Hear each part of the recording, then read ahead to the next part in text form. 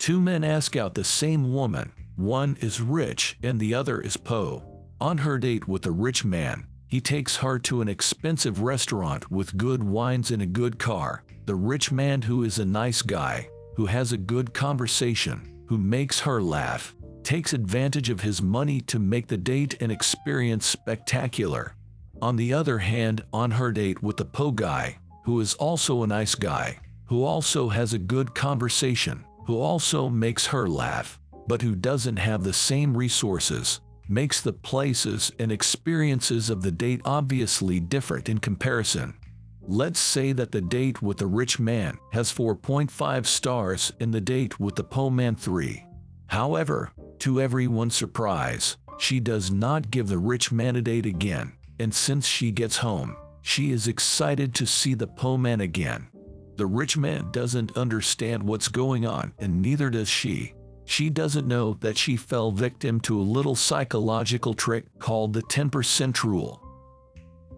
The only one who isn't surprised is the poor guy, because it normally works for him. The rule is scientifically proven. Before we see what the poor guy did, let's see how the rule works and how you can start using it. Before we start, don't forget to subscribe to the channel and leave a like on this video, so we can continue uploading videos like this. I learned the rule from Ariely. This guy is crazy. He has a Nobel Prize for his research.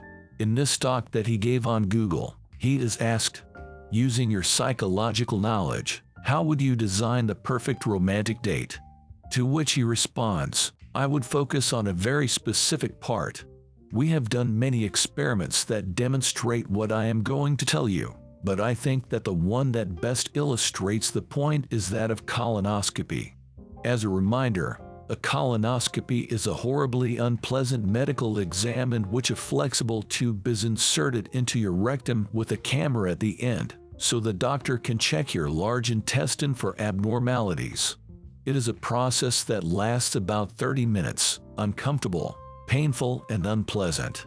Now imagine that we have two groups of patients. The first group undergoes the normal procedure, and the second group, after 30 minutes of suffering, they leave the tube in for 5 more minutes, but they no longer make it painful. They no longer move the camera because what hurts is that they introduce it and move it. Then the first group spends 30 minutes of suffering, and the second group spends the same 30 minutes of suffering plus 5 unpleasant but not painful minutes. Then overall the second group suffers more. Now, here comes the interesting thing. Which group do you think qualifies the experience as less painful, as less unpleasant? Exact. The second group. What Ariely explains is that the end of an experience has a huge influence on how we perceive the total experience.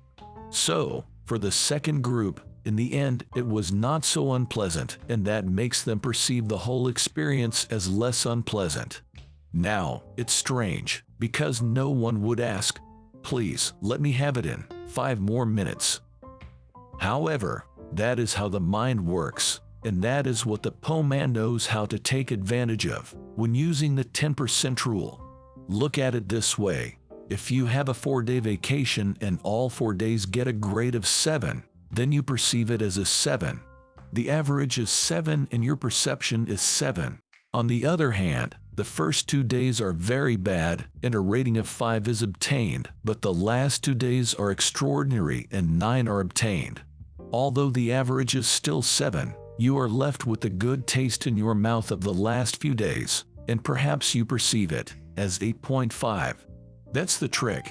If a football game ends well in the last 15 minutes, people come out saying it was great. But if the good 15 minutes are at the beginning and the rest is boring, people come out saying that it was lousy. Order matters. That is the trick. The 10% rule is powerful.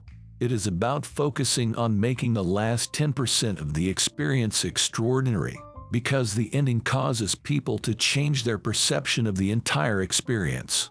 But hey, what did the poor guy do? How did he use the 10% rule? What he did was this. He took her to a very modest place. In that place there was feeling. They talked, they laughed. They had a good time, and the Po man felt so attracted to her. He liked her so much that he said, "Look, I don't normally do this because it's out of my budget, but I want to take you to a special place for a drink." And so, they went to a small bar where they ordered a small bottle of wine, and after 2 glasses, the Po guy took out his guitar that he had in the trunk and sang to him like 4 songs. What he felt was genuine. The Po guy really felt it. And then for her, that last hour was so magical. Not 5 stars, but 6 or 7 or 8. And when he dropped her off at her house and she walked through the door, she kept that in her mind, and with the perception of having had one of the best dates of her life. I find it very interesting. Just like in a football game, just like in a Po man's date, or even in a colonoscopy, focusing on making the last bit of the experience special changes people's perception of the whole experience. The next time you want to impress someone, take advantage and help yourself with the 10% rule. Don't forget to leave a like on this video and subscribe. See you.